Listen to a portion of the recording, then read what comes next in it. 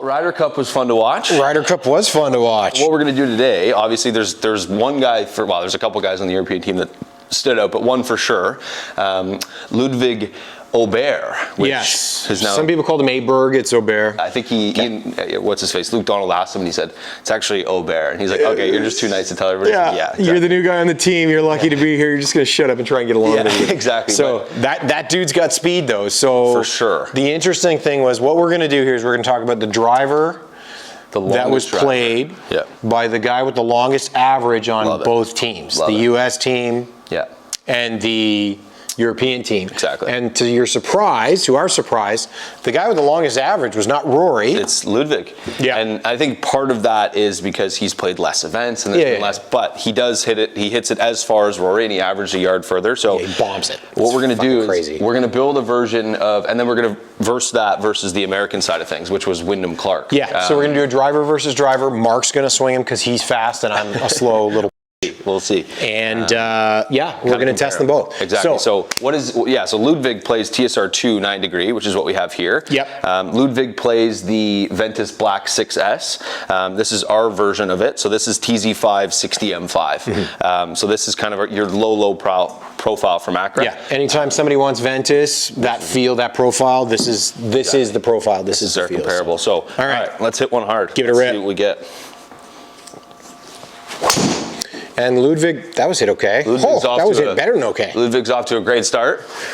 So that was 115.8. Ludvig's got you on the speed front there. For sure he does, yeah. His bank account's bigger too. Yeah, but I averaged 5 yards longer than his average, okay? So I hit it for 5 yards longer. He would eat your bloody lunch. I think he would too, but. Okay, but that's bombed. So that carried really 3 bills and went 333. Yeah, so. Okay, give me another one. Okay. That felt nice.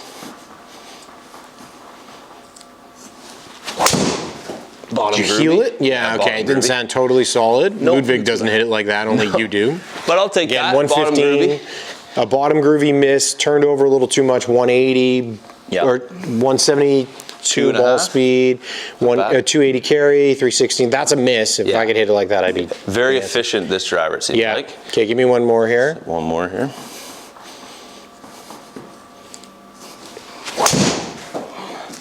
That's pretty good too. Yeah. Yeah, so, I mean.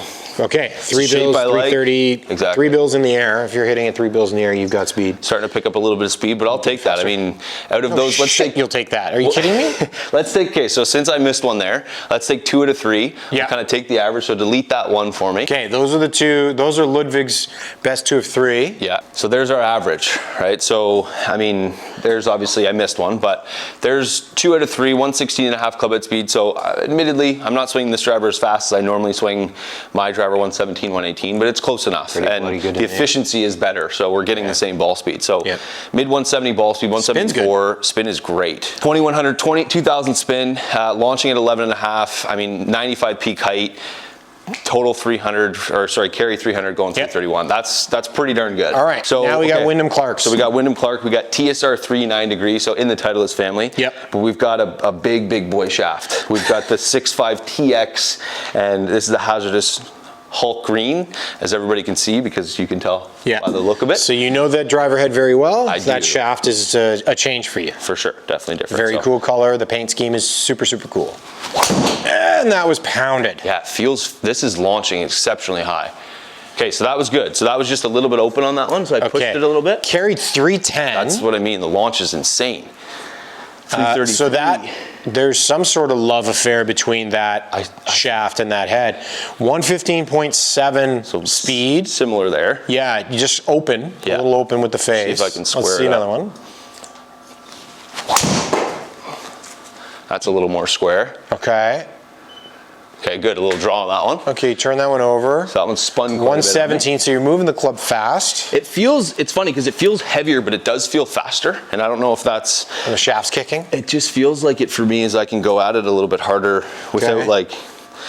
not the fear of it going left, because I can still swing at that thing. It's just, it feels like the same output is resulting in more delivery, more speed. Interesting. So all right, give me another one. That's probably the one we're going to get rid of, but let's see here.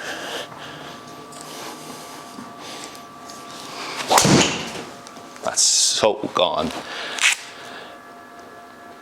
The launch is wild on this thing. Wow. Okay, so 116, so speed was about the same on the upper end. 173 ball, 312 carry. No spin. 337. It launched at 14.5. Holy moly. I'll be honest, that is probably within 2 to 3 yards of the longest drive I've ever hit in here. And the longest drive I've ever hit in here is at 122 miles an hour. So that's the most efficient delivery I've ever gotten. Yeah. That's as close to 17 as I can get. So what's interesting is I launched this way higher than I launched TSR2. And theoretically, TSR2 should launch higher. Now again, different shafts. What's the difference? Clearly that shaft performs differently. For sure. Wyndham Clark probably found something there. I think so too. Combo. This is a crazy combo. That's really good. I do not get 14 launches. If you guys have watched any of our videos too, you'll see that like I'm generally 11 or maybe 12. That's wild for me. So again, I'd have to like. So we're gonna remove that one. Well, I'll take the middle one out, the one that I turned over a little bit too much. I felt like I hit that one pretty good, the first one there. But it was just a hair open, but I'd take that on the golf course. So we've got a little bit of a straighter, more right bias ball flight. Even though I turned that one over, it was just a low on the face strike. And that one that turned, the last one you guys see there, that felt exactly like what I wanted to do. Like high push draw that kind of does not cross center, which is where my comfort zone is. So if we're gonna compare between the two of them, let's talk about Ludvig first. Absolutely. 116.3 is the average club head. Yeah. 174 ball, 299.3 carry. Yeah. Massive. Yeah, great ball 331 speeds. total, like nuked. Yeah. So super efficient. Yeah.